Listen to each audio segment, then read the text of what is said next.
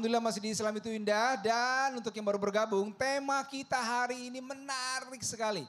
Yaitu sabar ya. Ini cobaan bagi wanita-wanita terpilih. Masya Allah hari ini kita banyak dapat ilmu dari guru-guru kita. Dan kita akan lanjutkan mengupas tema kita yang sangat menarik. Tapi sebelumnya kita akan menyaksikan ada sebuah tayangan. Ujian para istri ketika suami sedang sakit. Ini dia. Allah Ustadz Syam, kalau kita lihat ya Ustadz, mungkin banyak di luar sana yang para istri sedang bersabar menghadapi cobaan suami yang sedang sakit. Berjihad. Berjihad, Masya Allah. Tapi kan ini ada sebuah kemuliaan juga yang ditunjukkan oleh istrinya Nabi Ayub alaihissalam ya Ustadz ya. Ketika sedang sakit bagaimana sikap istri yang terbaik. Nah sebenarnya kalau kita relatekan dengan keadaan sekarang, mengurus suami yang sedang sakit, apa sikap yang terbaik yang dilakukan oleh istri? Silakan Ustadz. Bismillahirrahmanirrahim. Tabi guru kami Ustaz Maulana Habib Utsman, para alim ulama yang dimuliakan Allah Subhanahu wa taala, bahkan menjenguk, membesuk orang sakit. Kata Nabi SAW, di perjalanan itu bagaikan orang yang memetik buah-buahan surga. Jadi kalau memetik buah-buahan surga berarti dia sedang memetik pahala dalam perjalanan. Baru dalam perjalanan, belum nyampe sana mendoakan lalu meminta doanya si yang sedang sakit ini. Itu adalah sebuah kemuliaan yang diberikan oleh Allah Subhanahu wa taala bagi mereka yang membesuk orang sakit. Apalagi yang merawat orang sakit. Apalagi yang dirawat adalah surganya, yaitu suaminya sendiri. Ini pernah dirasakan oleh seorang wanita mulia, yaitu pendampingnya Nabi Ayub alaihissalam, di mana Nabi Ayub alaihissalam diberikan ujian yang berbeda dari Allah Subhanahu wa taala. Kekayaannya habis dalam sekejap, diuji sama Allah, tapi Nabi Ayub alaihissalam tetap bersyukur kepada Allah dan istrinya siap menemaninya. Nah, ini baru ujian pertama nih, kehilangan harta. Banyak di antara para wanita kehilangan kekayaan, justru malah jauh daripada suaminya, justru merasa aduh lebih baik saya berpisah darinya, sudah tidak kaya seperti dahulu lagi. Subhanallah. Setelah itu diuji lagi dengan apa? Dengan kehilangan daripada anak-anaknya. Subhanallah. 11 orang anak kalau dalam riwayat itu wafat semua, diambil sama Allah Subhanahu wa taala. Nabi Ayub alaihissalam tetap bersyukur kepada Allah dan istrinya tetap siap menemani dalam kesetiaannya. Lalu diuji dengan penyakitnya. Istri Nabi Ayub tetap bersabar menemani daripada suaminya. Itulah kemuliaan kalau memandang sebuah ujian sebagai hadiah dari Allah Subhanahu wa ta'ala. Kata Nabi SAW, ajabal li amril mu'min. Sungguh menakjubkan bagi seorang yang beriman. Ini khusus bagi yang beriman. Kenapa? Kullahu khair. Setiap daripada al-amr, setiap daripada urusannya itu mengandung kebaikan. Kalau dia mendapatkan kebaikan ataupun yang dia senangi, maka fasyakar, maka mereka bersyukur, berterima kasih, berhamdalah kepada Allah Subhanahu wa taala. Tapi kalau dia ditertimpa dharra yang mereka tidak senangi atau tidak cocok dengan keinginan mereka, fasabar, mereka bersabar. Berarti dua-duanya mendapat pahala. Kalau lagi sehatnya dia syukuri dapat pahala, lagi sakitnya dia sabari juga dapat pahala. Maka bagaimana mendapatkan kemuliaan? Dua saja ini, syukur dan sabar. Kalau udah syukur, la in syakartum la azidannakum. Syukurmu akan dilipat gandakan sama Allah. Kalau udah sabar, salamun alaikum bima sabartum. Selamat masuk surga karena kesabaran. Masya Allah. Jadi dua hal, syukur dan sabar itu Ustaz ya. Mudah-mudahan lagi bisa sehat-sehatnya disyukuri, pas sakit-sakitnya disabari. Masya Allah. Boleh tepuk tangan buat Ustadz Syam. Terima kasih banyak Ustadz. Syukur dan sabar. Ada kebahagiaan disyukuri Bu ya. Kalau ada cobaan kita bersabar. Semoga Allah berikan kekuatan untuk kita semua ya. Amin ya robbal alamin. Baik, kemudian kita akan langsung bertanya nih ke Habib Utsman. Bib, kita mau tanya gini Bib. Kan sekarang perempuan juga salah satu ujiannya adalah anak ya Bib. Udah punya anak tapi anak durhaka. Nyakitin hati orang tua. Ini sebenarnya sikap sebagai seorang ibu nih Bib. Karena kalau ibu melihat anaknya udah salah tetap aja dimaafin. Tapi kadang anak ini nggak tahu bagaimana bersikap yang terbaik kepada orang tuanya. Silakan Habib. Ya khair masdude Ustaz Maulana, Ustaz Syam. Bismillahirrahmanirrahim. Allahumma salli ala sayyidina Muhammad wa ala ali sayyidina Muhammad. Kebahagiaan yang paling indah di muka bumi ini adalah memiliki anak yang saleh, yang saleha, yang bertakwa kepada Allah Subhanahu wa taala. Tetapi sulit memiliki anak yang soleh soleha tanpa orang tuanya yang soleh soleha. Karena anak adalah cerminan daripada orang tuanya. Oleh karena itu, didiklah anak kita dengan didikan yang baik. Sehingga anak tersebut menjadi anak yang berakhlakul karimah yang baik. Yang mendapatkan ridhonya Allah Subhanahu wa ta'ala. Doakanlah mereka setiap saatnya. Rabbana hablana min azwazina wa dhurriyyatina qurrata a'yun waj'alna lil muttaqina imama. Berharap anaknya enak dipandang. Anak yang menjadi anak yang bertakwa kepada Allah. Anaknya menjadi anak yang menyejukkan hatinya. Dan tentunya anak yang mendapatkan senantiasa pertolongan dan rahmatnya Allah Subhanahu wa taala. Tetapi di sini yang kita harus pahami adalah udah dididik anaknya dengan didikan yang baik. Sudah didoakan anaknya, tetapi terpengaruh terhadap lingkungannya. Sehingga anak tersebut menjadi anak yang sulit untuk diatur, sulit untuk dinasehatin, sulit untuk memahami keadaan orang tuanya. Apa yang harus dilakukan sehingga orang tuanya bisa terselamat sebagaimana anak ini menjadi anak yang jauh daripada Allah dan Rasulnya. Yang pertama adalah orang tua tersebut harus tetap berdoa dan yakin kepada Allah. Karena ketika orang tua sudah yakin dan selalu berharap akan doa kepada Allah Subhanahu wa taala, pasti akan ditolong oleh Allah Subhanahu wa taala. Dan yang kedua, janganlah orang tua menyumpahin anaknya. Berbahaya, janganlah kalian seperti sebagaimana ibunya Alqamah yang mendoakan anaknya sehingga dia kembali lagi mendoakannya dalam kebaikan. Jadi jangan sampai nyumpahin. Doa orang tua itu mustajab. Baiknya, buruknya mustajab. Hati-hati. Jangan sampai engkau berdoa, angkat tangan, engkau sumpahin anakmu jadi celaka, kamu nyesalnya belakangan. Jadi doakan anak dengan kebaikan dan kebaikan niscaya apa? Suatu saat nanti dia tersentuh jalan dan kehidupannya berada dalam jalan dan ridhonya Allah. Tetapi di sini apapun yang terjadi orang tua tetap orang tua. Anak dimanapun berada, ridho kamu terhadap orang tuamu nyata. Ridho Allah fi ridho walidain. Wabagdullah bagdu walidain. Saktullah saktu walidain. Ridhonya Allah terletak pada ridhonya orang tua. Murkanya Allah terletak pada murkanya orang tua. Bencinya Allah terletak pada bencinya orang tua. Oleh karena itu anak wajib berbakti kepada kedua orang tuanya. Dan berpelaku dengan baik. Biril walidain atau berharap akan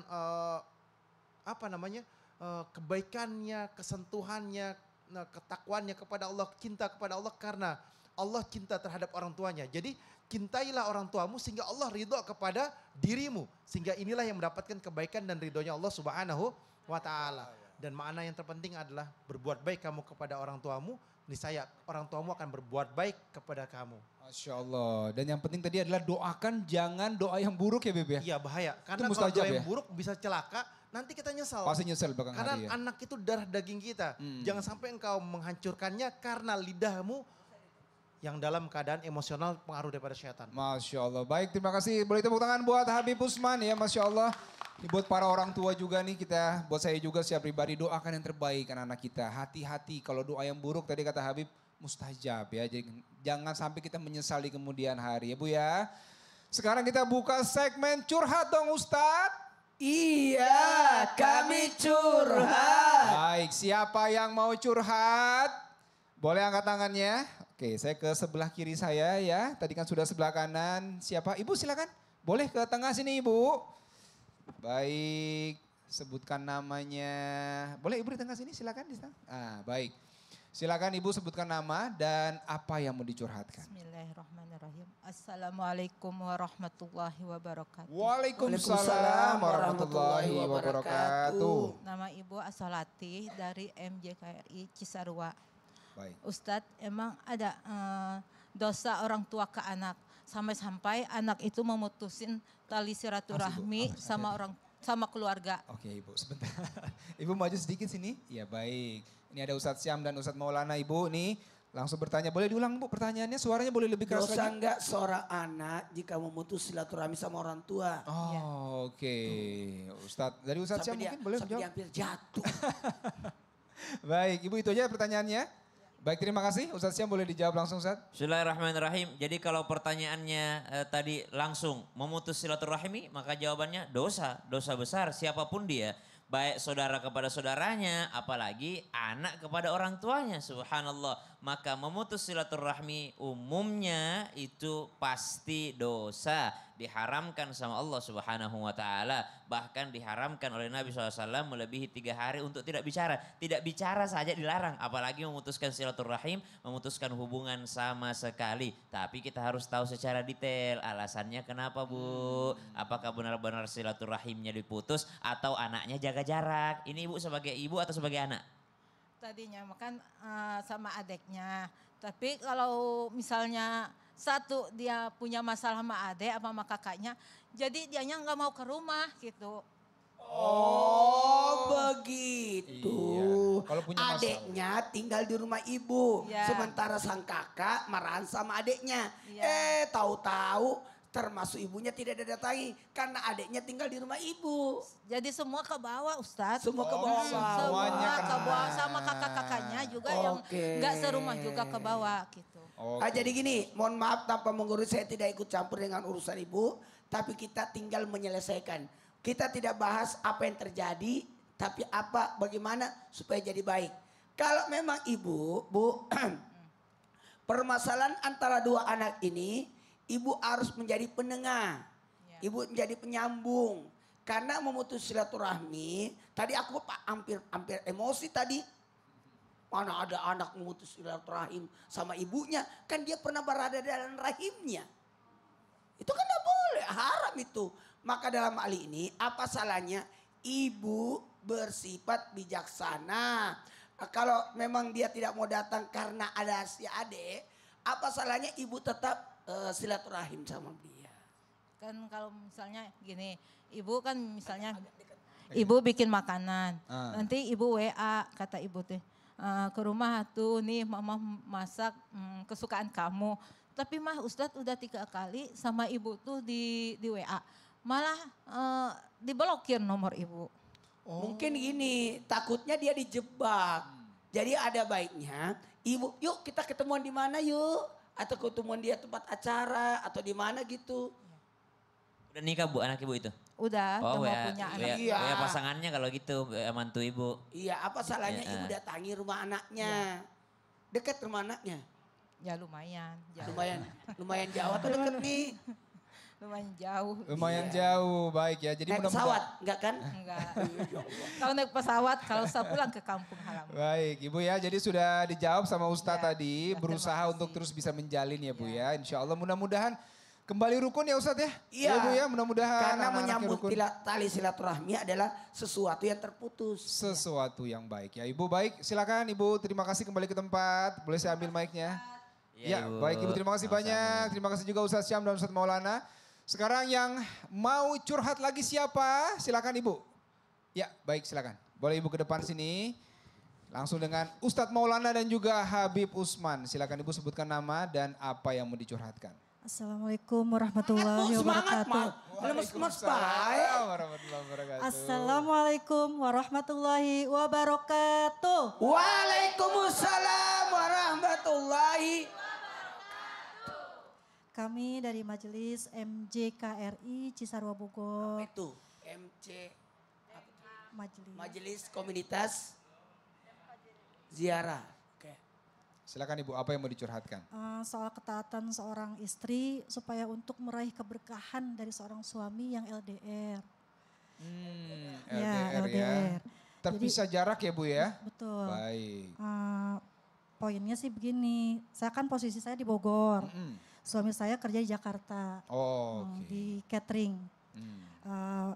Selalu kalau misalkan saya kan ingin menjadi istri yang solehah, belajar dengan cara tolab ilmu di suatu majelis, yaitu majelis Habibana Usman. Oh, Masya Allah. Dari situ Baik. saya terketuk hati saya, poin dari Habibana itu mengenai ketaatan seorang istri.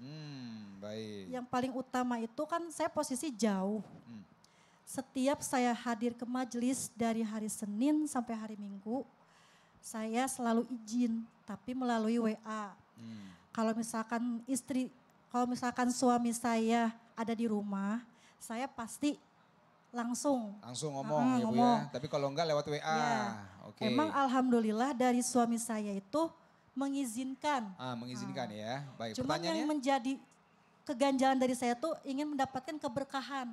dari Oke, suami baik. saya supaya saya menjadi istri yang soleha. Baik. Silakan boleh langsung Habib. Bismillahirrahmanirrahim. Allahumma sholli ala Muhammad. Ingat, perempuan dimanapun berada itu harus nurut kepada suaminya.